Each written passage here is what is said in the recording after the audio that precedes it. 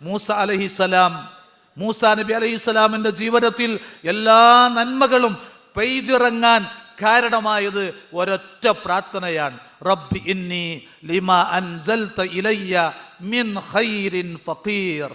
റബ്ബേ, നീ ഇറക്കിത്തരുന്ന എല്ലാ ഖൈറുകൾക്കും ഞാൻ ആവശ്യക്കാരനാണ്.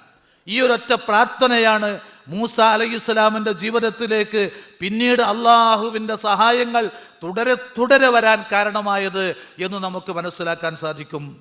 മാരക രോഗം കൊണ്ട് വിഷമിച്ച അയ്യൂബ് അലൈഹിസ്സലാം, അദ്ദേഹത്തിന് ഒരൊറ്റ പ്രാർത്ഥന, അന്നീ മസ്സനിയ ദുർറു വ അൻത അർഹമുർ റാഹിമീൻ.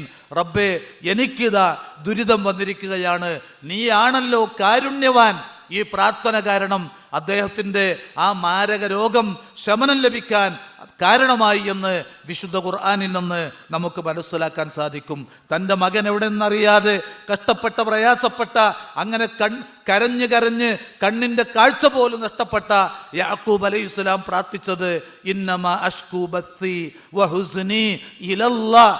അല്ലാഹുവേ, ഞാൻ എൻ്റെ മകൻ നഷ്ടപ്പെട്ട എൻ്റെ സങ്കടം, എൻ്റെ പ്രശ്നങ്ങൾ, പ്രയാസങ്ങൾ നിന്റെ മുമ്പിലാണ് അവതരിപ്പിക്കുന്നത്.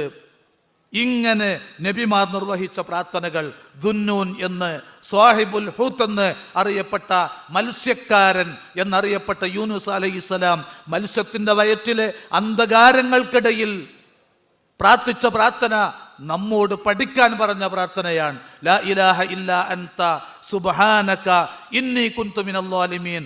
അല്ലാഹുവേ, നീ അല്ലാതെ ആരാധനക്കർഹനായി ആരുമില്ല, നീ പരമപരിശുദ്ധനാണ്, ഞാനിതാ അക്രമികളിൽ പെട്ടിട്ടുണ്ട്.